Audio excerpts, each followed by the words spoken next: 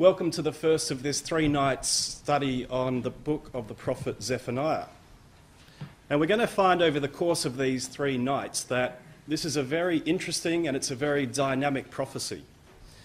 And it was given in the days of Josiah and it's contemporary with the prophet Jeremiah. And it's a message that begins in chapter 1 with a prophecy of the destruction of Jerusalem and captivity of the nation of Judah. Chapter 2 then begins with this stern and urgent warning to anyone who would listen to God's message. And it ends with God's judgments upon the Gentile nations that surround Judah. And chapter 3 concludes with a prophecy that concludes the prophecy firstly with a vindication of Yahweh's just judgments, the hope of the nation being restored, and a time even beyond that, a time beyond even our day when the kingdom of God would be established on this earth and all the nations of the earth would turn to praise God in worship.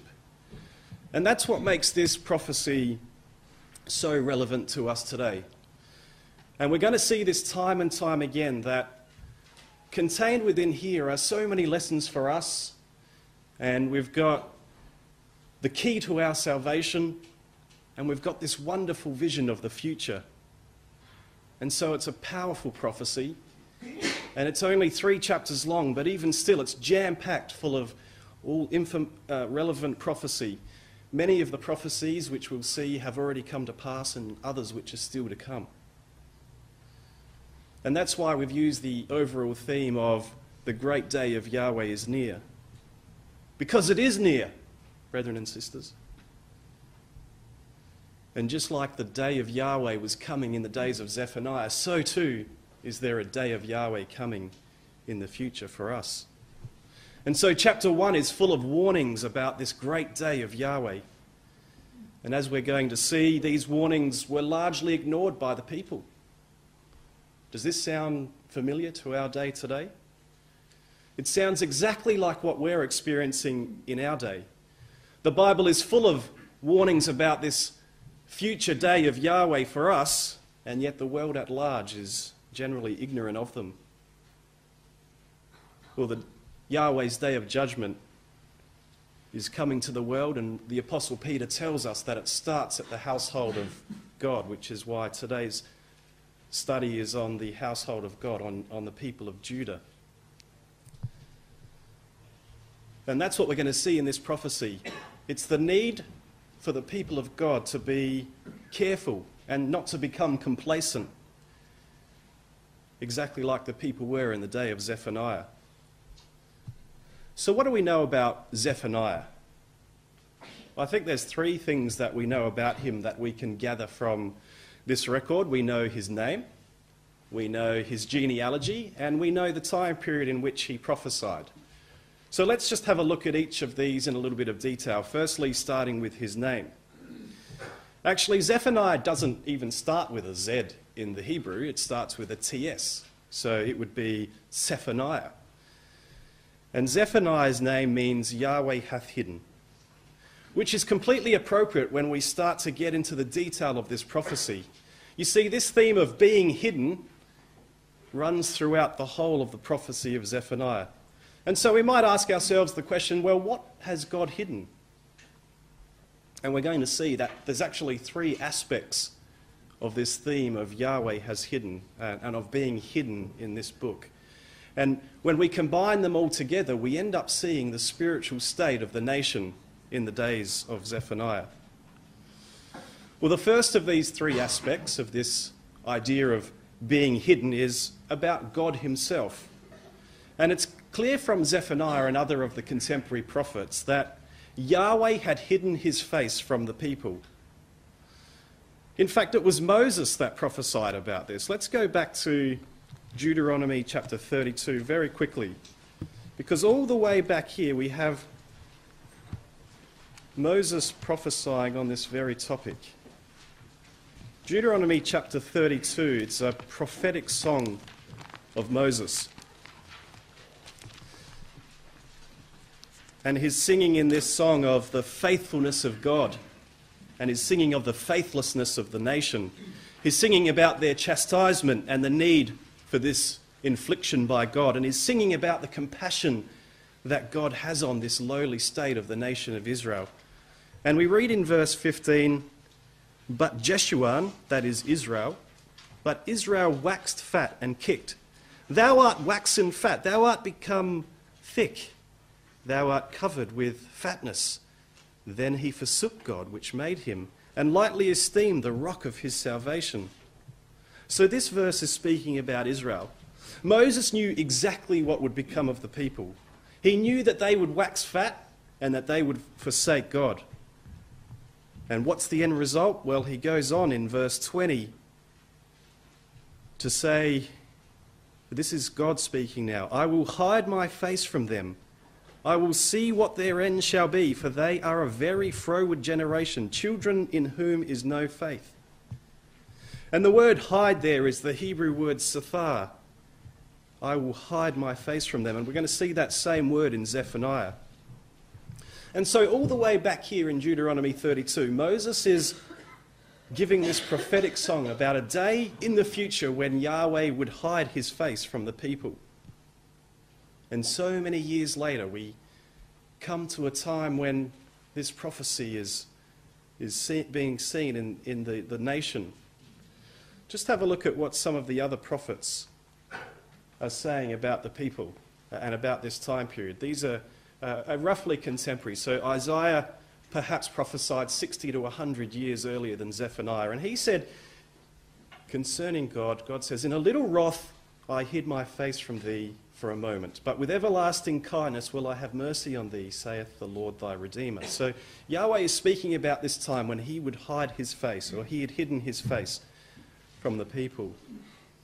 And then you have Ezekiel, who came after Zephaniah, and he says in Ezekiel 39 and verse 23, again, God says, "The heathen shall know that the house of Israel went into captivity for their iniquity, because they trespassed against me. Therefore hid I my face from them, and gave them into the hand of their enemies. So fell they all by the sword." Well, the second aspect of this theme of being hidden relates also to the attitude of the people. You see, the people were generally doing whatever they pleased, and they thought that all of their wickedness would just be hidden from Yahweh, that he wouldn't see it, or that he didn't really care and he wasn't really watching them anyway. And you get that sense from these records here. So from Jeremiah 16 and verse 17, and God says, "For mine eyes are upon their ways. They are not hid from my face, neither is their iniquity hid from mine eyes." See, the people thought that their wickedness would be hid from God. And again, Jeremiah 23 and verse 24, "Can any hide himself in secret places that I shall not see him, saith Yahweh? Do not I fill heaven and earth, saith Yahweh?" So you start to get this understanding of the situation that existed at the time. They thought that they could hide their wickedness from God. However, God was right there, and he was saying, "You can't hide anything from me. And in fact, because of your attitude, I've hidden my face from you." And the third aspect of this theme of being hidden is found in Zephaniah 2 and verse 3, and we're going to deal with that in a little bit more detail in our next class. But just briefly, we read in Zephaniah 2 and verse 3, "Seek ye Yahweh, all ye meek of the earth, which have wrought his judgment. Seek righteousness, seek meekness. It may be ye shall be hid in the day of Yahweh's anger." And here's that Hebrew word sathar again. It may be ye shall be hid. Yes, the people thought that their wickedness was hid from God. Yes, God had actually hidden his face from the people. But equally so, we find that those that seek God, those that are meek, those that seek righteousness, those that are seeking after meekness, they're very much still in the mind of God. He would protect them and he would hide them from the judgment to come. You get this sentiment picked up by the psalmist in Psalm 27 and verse 5. "For in the time of trouble he will hide me in his pavilion." And also Psalm 17 and verse 8.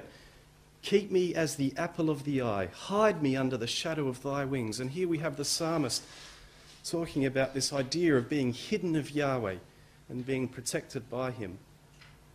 And so the name of Zephaniah really reveals to us three messages that are contained throughout this book. Firstly, that Yahweh has hidden his face from the people, and a time of judgment would come when they would be destroyed. Another warning that the people can't hide themselves from Yahweh. He sees and knows everything. And as we'll see from this first chapter, that he would search them out with candles.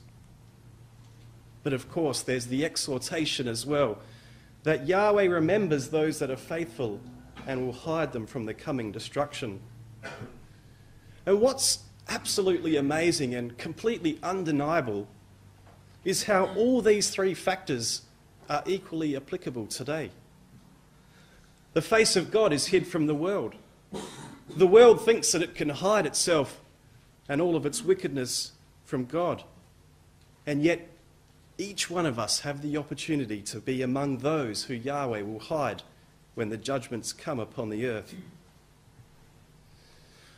Well, we mentioned another piece of information that we know about Zephaniah relates to his genealogy. And when we come back to Zephaniah 1 and verse 1, we read, "The word of Yahweh came unto Zephaniah, the son of Cushai, the son of Gedaliah, the son of Amariah, the son of Hezekiah, in the days of Josiah, the son of Ammon, king of Judah." You know, it's very unusual for a prophet to mention so many generations in a lineage. If you were to have a look at Jeremiah, Ezekiel, Hosea, Joel, Jonah, they only mention one generation, and that's the father of the prophet. Some of the prophets, like Amos and Obadiah and Micah, Nahum, Habakkuk, Haggai, they don't even mention any genealogy at all. Zechariah is the only one that really goes any further. That goes down to 2 generations. But here we have Zephaniah going down 4 generations. So it means there must be something relevant for us to consider in that. And I think what we find when we look at the names and the meaning of those names is quite an interesting message that again relates to the time period in which this prophecy existed. So we know Zephaniah means Yahweh is hidden, and Cushai means black, and Gedaliah means Yah is great, and Amariah means Yahweh has spoken, and Hezekiah, which is a variation of Hezekiah, means Yahweh is strength. And when we put all of these names together and we go from father to son, we get this idea that Yahweh is strength, he has spoken, he is great, but blackness has come to the people because Yahweh has hidden his face from them. And doesn't that sound also exactly like our day today? Yahweh is strength. Yahweh has spoken. Yahweh is great, but there's a blackness and a darkness in the world because they've rejected Yahweh and he has hidden his face from them. It is suggested by several commentators that the name Hezekiah here could be King Hezekiah, and that perhaps there is some relationship that isn't revealed in the Bible. But whatever it is, Zephaniah is telling us that he has a generation that spans all the way back through the evil years of Manasseh and Ammon. And that's really the third thing that we know about Zephaniah. It's the time period in which he prophesied. And we saw from verse 1 that he prophesied in the time period of Josiah, and that would put him at around about 640 to 610 BC. And Scripture paints a very detailed picture of what it was like around this time. Judah was in a bad way. Judah was steeped in idolatry. They were totally insensitive to the things of the truth. And that it had been that way for nearly 60 years under the reign of King Manasseh and Ammon. And along comes little Josiah, age 8, and he steps onto the throne. And through this period, we can't emphasize enough just how terrible things had gotten under the leadership of Manasseh. It was so bad in the reign of Manasseh that it was at that point in time that Yahweh had determined to end the kingdom of Judah. He knew from that point that there was no way they could change. And Ammon was no better than his father Manasseh. And to see the context of this time period, just to look at a couple of points, come over to 2 Kings chapter 22.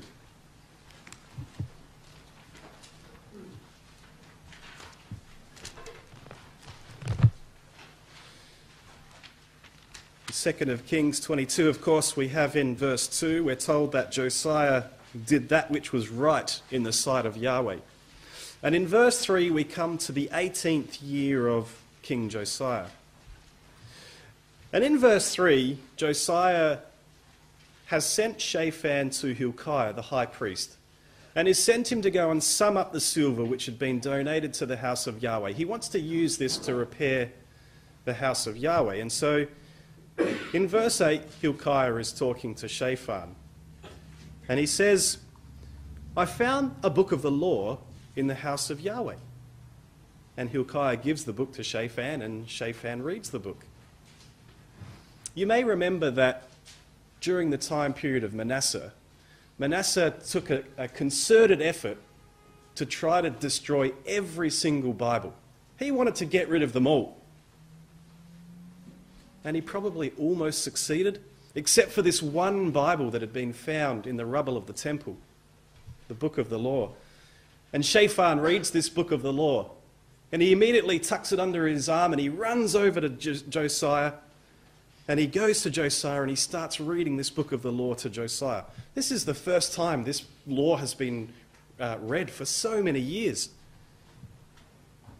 And you can imagine as Shaphan is reading this book, that Josiah is becoming more and more concerned about the state of the nation. And Josiah, as this book is being read, he would have thought to himself, look at all the things that we aren't doing. We haven't offered the appropriate sacrifices to God. We haven't followed the law of God. Look at the consequences. What have we done?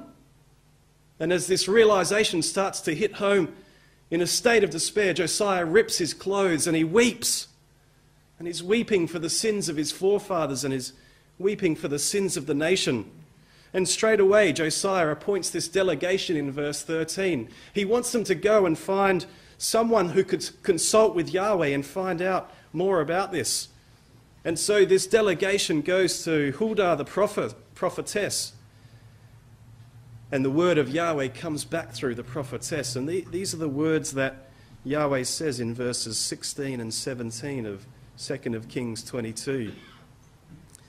Behold, I will bring evil upon this place and upon the inhabitants thereof, even all the words of the book which the king of Judah hath read, because they have forsaken me and have burned incense unto other gods, that they might provoke me to anger with all the works of their hands. Therefore my wrath shall be kindled against this place and shall not be quenched. So the nation was under a divine, irrevocable sentence of judgment. Nothing could be done to change the judgment, at least not at a national level. It was absolutely hopeless for them. There was no way that the entire nation could be converted back to God. However, the mercy of God was still available to the faithful. And you have that come out in verse 20.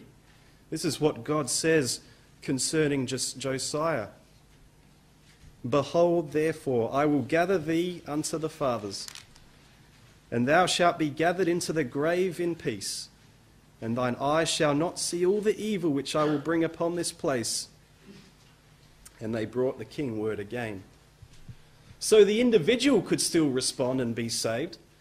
Josiah here was promised in verse 20 that he wouldn't see the evil that was to come, that he would be sleeping with his fathers. And that's exactly what happened. Josiah died at the age of 39. And in 30 years after that, the nation was gone. And so the impending judgment was a foregone conclusion. However, this didn't stop Josiah from instituting the greatest religious reformation of any of the kings of Israel. And we know that the Reformation commenced in his 12th year as king. And these reformations, they were an amazing work, but they never really truly turned the people's hearts back to God. It was really only a superficial response from the nation. And it's into that state of the nation that Jeremiah and Zephaniah are prophesying. Jeremiah prophesied from the 13th year of Josiah, when Josiah was 21, so about a year after the reformations had begun. And Zephaniah would have prophesied around the same time. And things were bad in Judah. You know, things were so bad that in Jeremiah 5 and verse 1, this is what God says to Jeremiah. He says, "Run to and throw throughout the streets of Jerusalem. Look and take note. Search her squares and see if you can find a man, one, who does justice and seeks truth, that I might pardon her." How awful is that? This was during the time of the Reformation. Find me just one faithful man out there in the streets, and I will forgive all of Jerusalem. You know, when the angel of God was speaking to Abraham regarding the destruction of Sodom, it got down to 10 people. Find me 10 faithful people in Sodom, and I won't destroy it. Well, here God's saying, find me just one man in the streets. You see, God could see the people. He could see into their hearts. And he told Jeremiah in chapter 3 and verse 10 that even with this great religious reformation, that the nation of Judah hadn't turned to God with her whole heart, but rather they'd done so deceptively. It was only pretend. It was only falsehood. And while they were packing the ecclesial halls, and they were claiming in chapter 7 of Jeremiah that they were the temple of Yahweh, yet God was telling them that they were hypocrites. And unfortunately, the influence of Manasseh on the people was so long-lasting that even these reformations of Josiah, even the prophecies of Jeremiah and the prophecies of Zephaniah weren't enough to change the hearts of the people or to alter the future course of events. But what they could do is they could save individuals. And so the voice of God comes to Zephaniah as Yahweh's judgments are decreed. And he says to him in verses 1 and 2 of Zephaniah, in verses 2 and 3, "I will utterly consume all things from off the land, saith Yahweh. I will consume man and beast. I will consume the fowls of the heaven and the fishes of the sea, and the stumbling blocks with the wicked, and I will cut off man from off the land, saith Yahweh." The word consume here is the Hebrew word suf, and it means to snatch away or to completely terminate. And that is what God was going to do to all of those who wanted to have nothing to do with him. And when we see the immorality that fills the earth today, it's not really much different to what we read about the days of Manasseh. And we're going to keep seeing this over and over again, how closely aligned some of these things are with our day. Well, Zephaniah 1 and verses 2 and 3 is really an allusion back to Genesis 6. Genesis chapter 6, the flood chapter. Listen to the words of Genesis 6 and verse 7, "Spoken by God because of the wickedness of man, which was great on the earth." He says in verse 7, "I will destroy man whom I have created from the face of the earth, both man and beast, and the creeping thing and the fowls of the air." And so it's the same language and it's the same order used here by Zephaniah.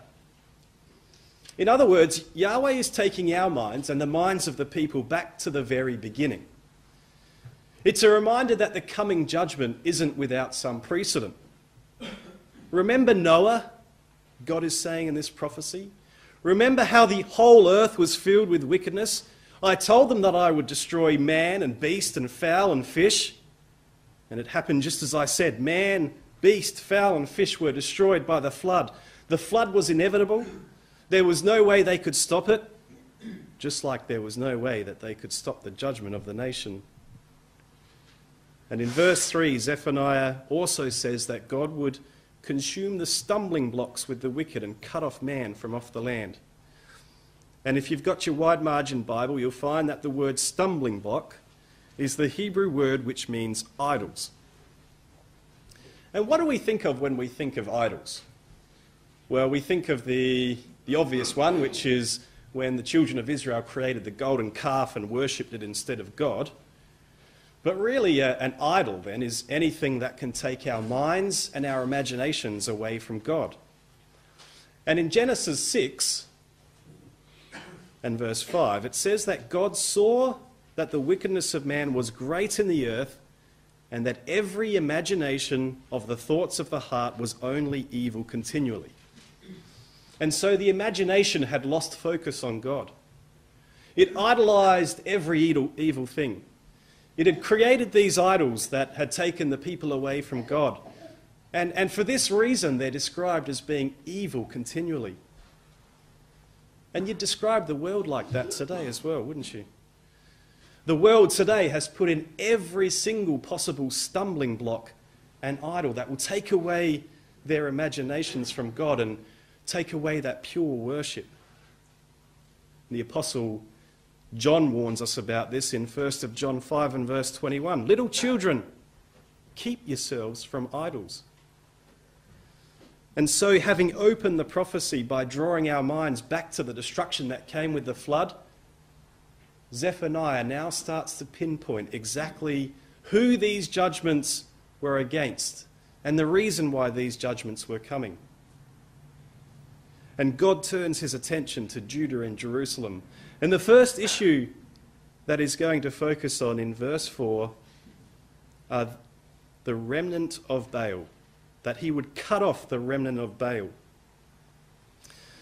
You know, Baal was an idol. It was an ancient Canaanite and Mesopotamian deity associated with agriculture. And he was believed to be the giver of life because mankind was dependent on him providing all of the necessary things that were required to sustain the farms and the flocks and the herds, and so ultimately life. So the people were praising this idol of Baal as being the giver of life. They weren't looking to Yahweh and saying Yahweh is the giver of life. They were looking at this idol. And Yahweh said that he would cut off the remnant, and that word remnant there means name. And Yahweh was going to remove the very name of Baal. It was going to become a byword, something that was in the past. Completely get rid of Baal and the name of Baal throughout the nation. Well, the next thing that is mentioned are the chemarims in verse 4. The word chemarims means the black-robed priests, and it's the same word used in 2 Kings 23 as part of the Reformation that Josiah put in place. And Josiah put down the idolatrous priests whom the kings of Judah had ordained to burn incense in the high places of the city of Judah. And so what it seems is that in the days of Manasseh, that these different priests, this different priesthood had been set up, these chemarim. And this was in addition and different to the Levitical priesthood. The word priests that's in 2 Kings 23 is this Hebrew word chemarim. And Strong says that the word means an ascetic, as if they're shrunk from self. They're self-macerating. It gives a sense of someone who does harm to themselves. And this was their form of atonement. They'd introduced this harm to themselves so that they could have a clear conscience. And the root idea of this word chemarims means to shrivel up, to be deeply affected by passion. It's like someone who is so deeply affected by passion that they don't eat and therefore they just shrivel up. And these black-robed priests would have led the people in all sorts of pagan rites. And they would have got so worked up, and they were so full of passion about these pagan rites that they just withered up. Well, verse 4 also mentions the priests, and that's a different Hebrew word. That's the Hebrew word Cohen. And the word Cohen is applied to a variety of different priests, but it also includes the Levitical and Aaronic priests. These people were supposed to be the Christadelphians of the day. And it's quite likely, given they're mentioned here, that they had aligned themselves to the Chemarims. What a terrible thing to imagine. And it's really a warning to us today about aligning ourselves with false religion. This was in the house of God. These priests, these Chemarims, were leading the worship. And in verse 5, the next group that are mentioned are those that worship the host of heaven upon the housetops. So this group of people were worshipping the stars instead of Yahweh. And you'll recall that in the nation, the houses were built with a flat rooftop so that people could go up onto the rooftop and they could pray to God. But these people had turned to the stars and astrology and the zodiac signs to guide them. You know, they'd look at the zodiac signs and see what to expect in the future. And they did this at night. And so during the day, this group of people were down in the temple and they were singing, "The temple of Yahweh are we, the temple of Yahweh are we." But at night time, they're up on the rooftop, worshipping the stars. The next group of people that are mentioned are those that swear by Yahweh and that swear by Malcolm, or Molech, as it should be rendered. This group of people had a divided allegiance.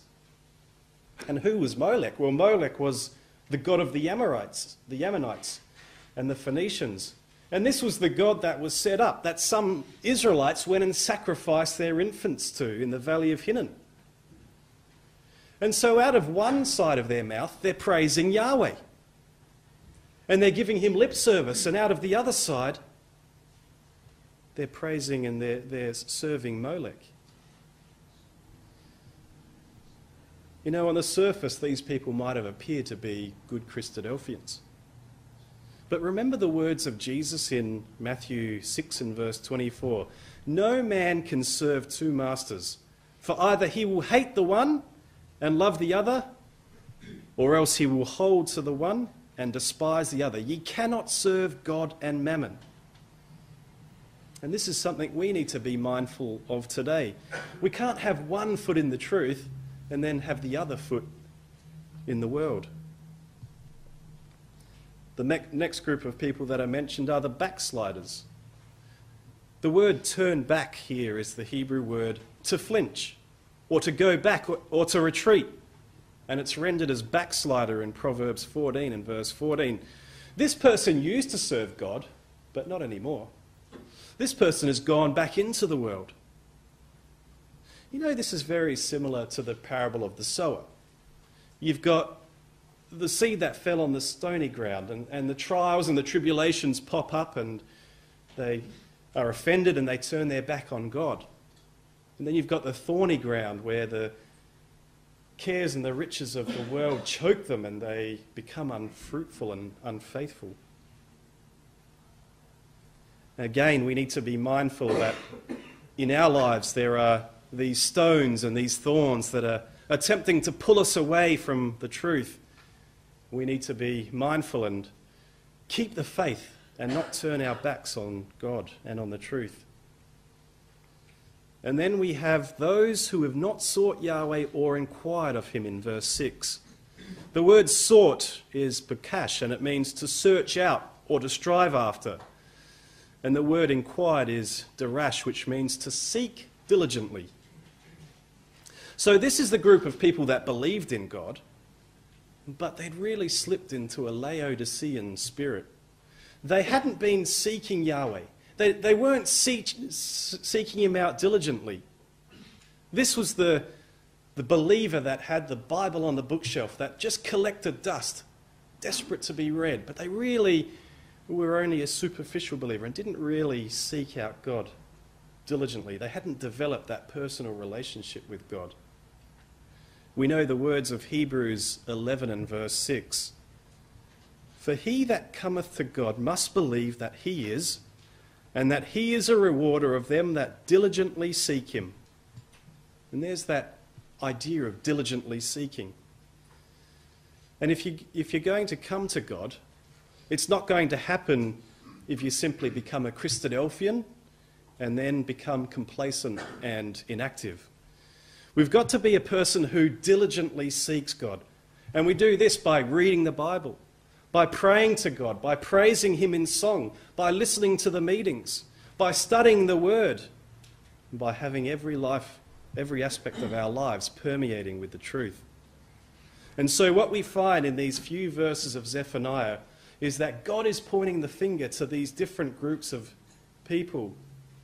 He's pointing at the idolaters.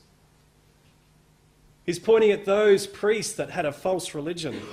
He's pointing at those priests that had aligned with these false religious priests.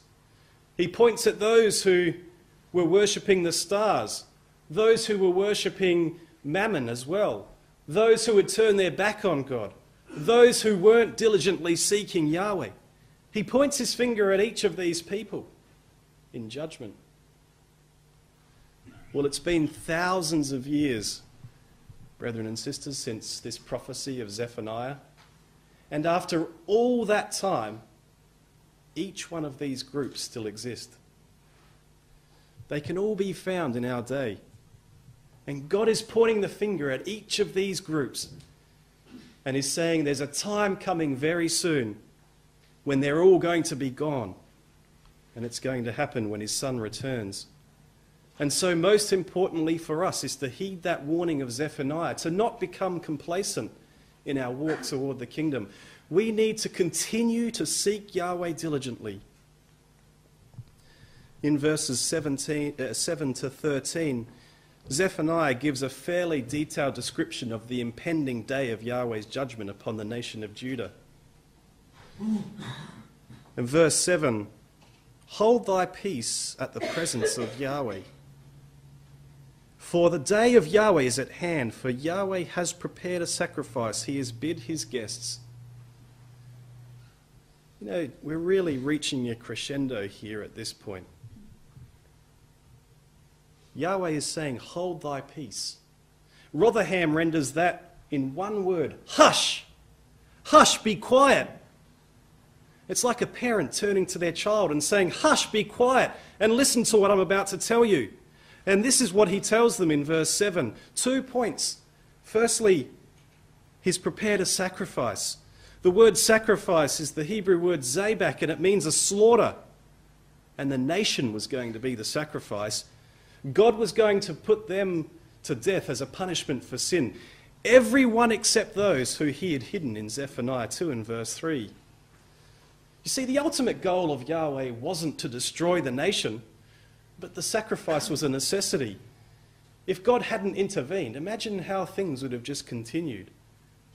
Isaiah 26 and verse 9 says, when thy judgments are on the earth, the inhabitants of the earth will learn righteousness.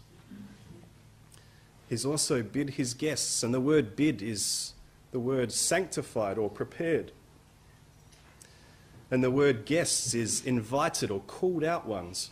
And here Zephaniah is talking about the Babylonians under Nebuchadnezzar. They were going to act as the priest who would slay the Judah sacrifice. You know, in Jeremiah 27 and verse 6, it says that Nebuchadnezzar was God's servant.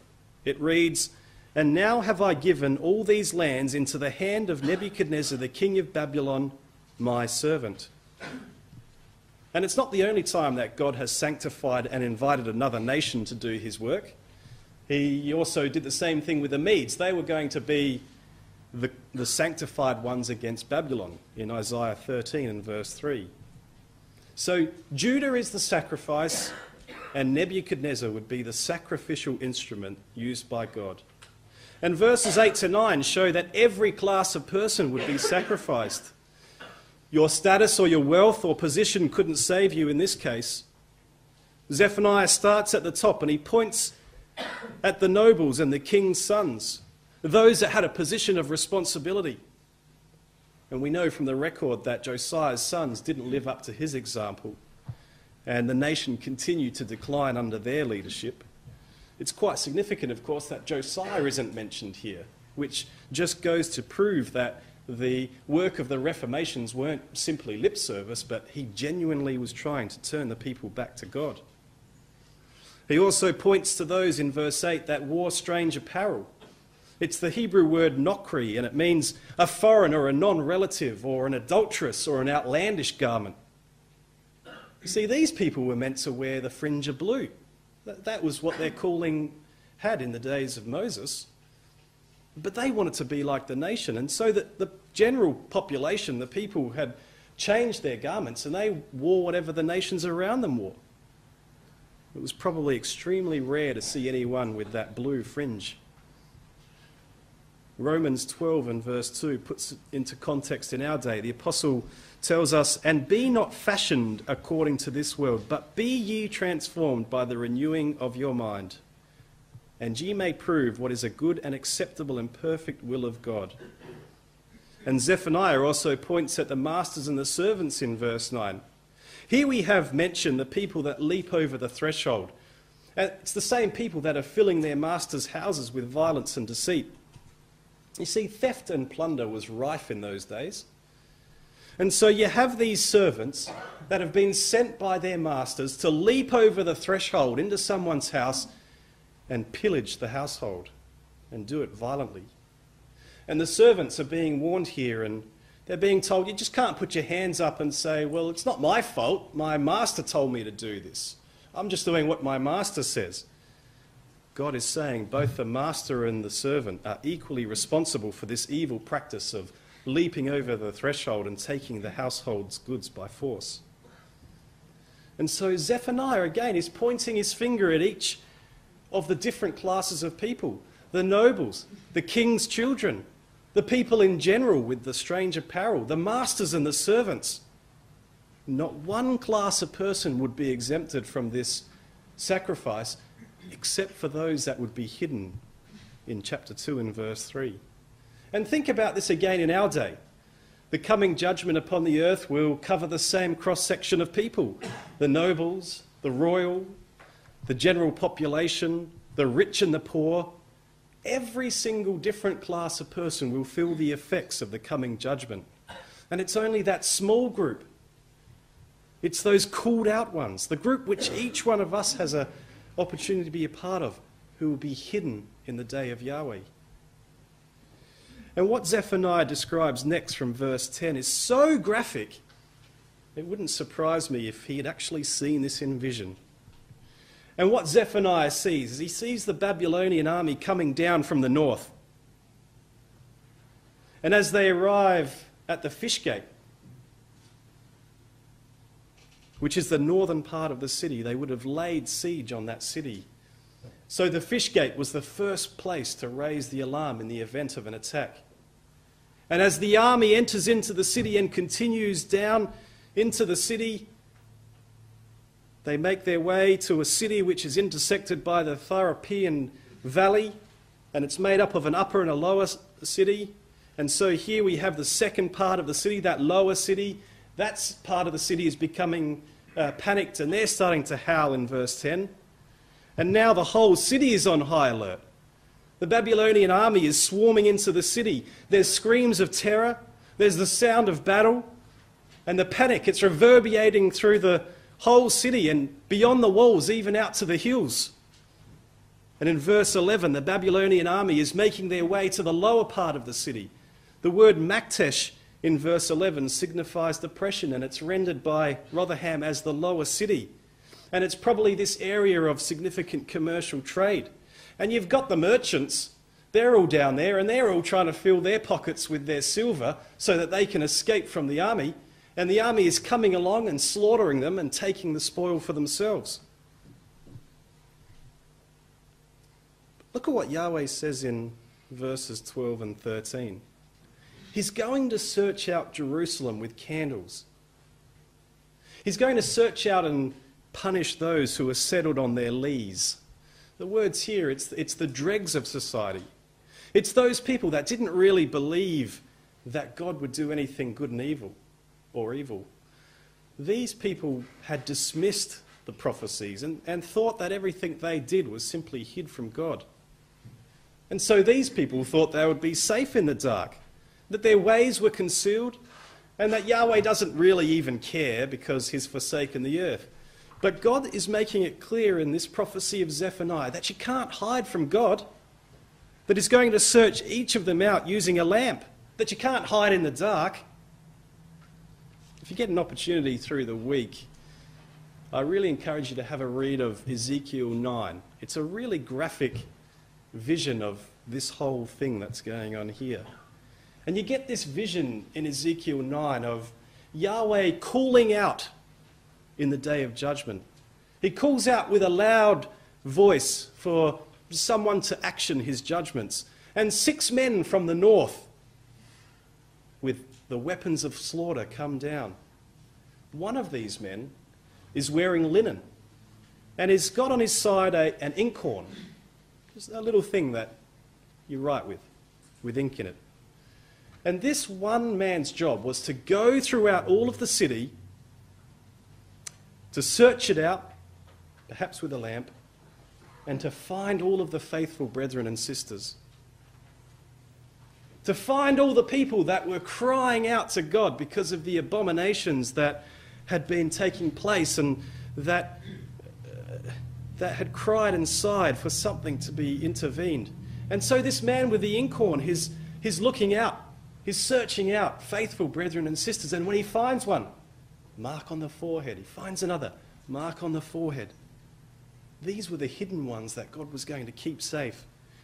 And then behind him comes the other 5 with the weapons of slaughter. They've probably got lamps as well, and they're searching out the city. And their job is to go through the city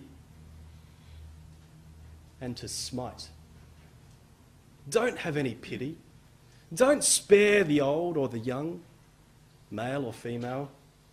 Start with the elders and keep going until the job is done.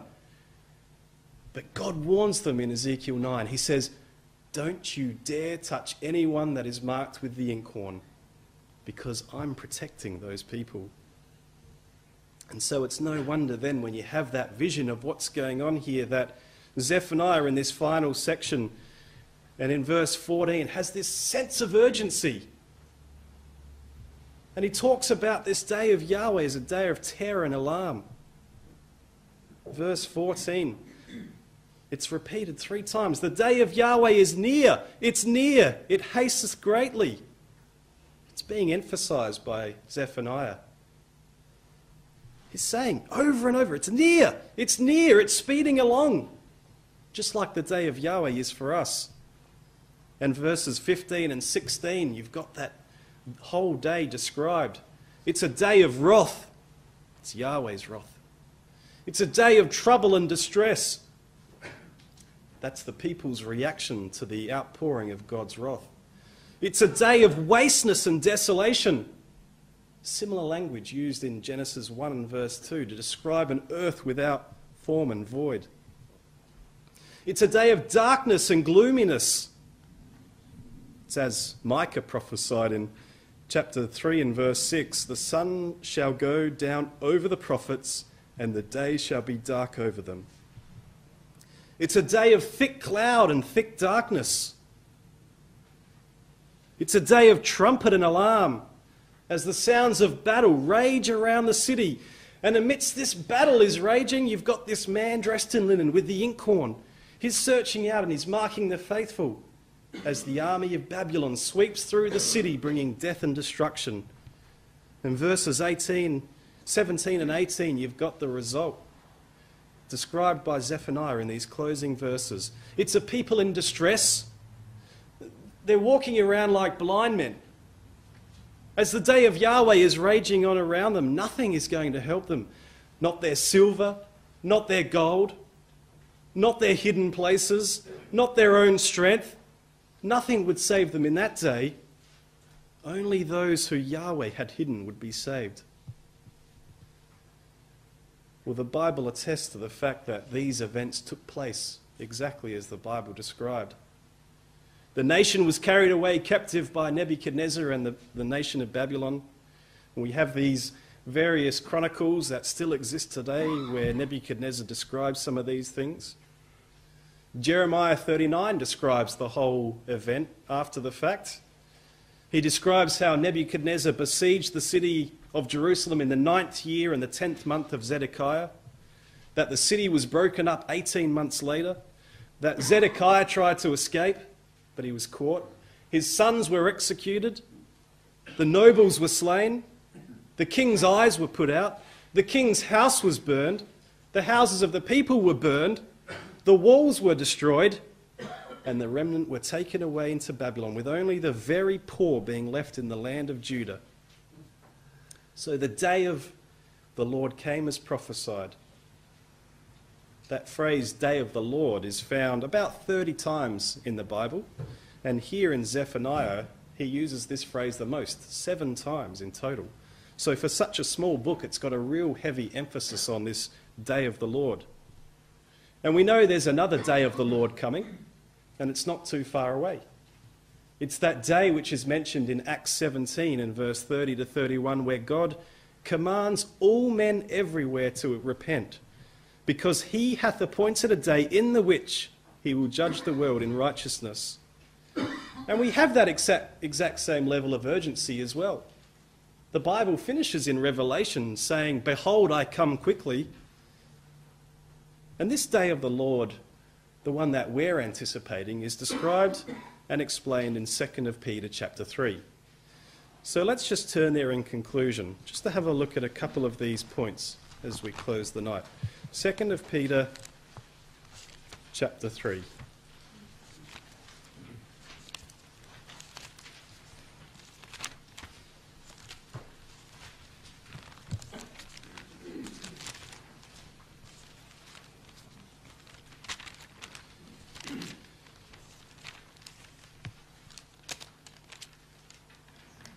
Second Peter chapter 3, and in verse 10 we're told that the day of the Lord will come as a thief in the night, in the which the heavens shall pass away with a great noise, and the elements shall melt with fervent heat, the earth also and the works that are therein shall be burned up. So the political powers are all going to pass away with a great noise, just like the noise that would have been heard in the city of Jerusalem. It's all going to melt away and it's going to be burned up. And Peter says, well, if the day of the Lord is coming, in verse 11 he asks us a very simple question. He says in verse 11, if these things are happening, then what manner of person ought ye to be? It's a legitimate question. If the day of the Lord is coming, what manner of person ought we to be? Well, the apostle doesn't leave us hanging, because he gives us the answer. He says, firstly, in verse 12, this is the type of person we need to be, looking for and hasting unto the coming of the day of God. So we've got to be looking for it. We've got to be hasting. We've got to have our minds continually on this idea that Yahweh is going to send his Son to the earth. We need to look for it. And he repeats it again in verse 13. We need to look for a new heaven and a new earth. Now look at how he concludes this question in verse 14. He says, if we're looking for this, and this is something we really want, then be diligent, that ye may be found of him in peace, without spot and blameless. Isn't that interesting that it's got the word diligent there? And we know from what we saw with Zephaniah is that one of the problems were this group of Christadelphians not being diligent. The Apostle Peter tells us we need to be diligent. You see, if we're diligent, the Apostle Peter tells us that we will be found of him. That man with the inkhorn, when he goes throughout the earth and is searching out the faithful brethren and sisters, he's going to find us. He's going to find someone who is in peace, who is without spot and blameless. That's who he's looking for. And he's going to mark them. Their name is going to be marked in the book of life. So may it be that each and every one of us will look to that day, will seek out Yahweh diligently, so that we might be amongst those that are marked by the man with the inkhorn and hidden of Yahweh in his great day of judgment.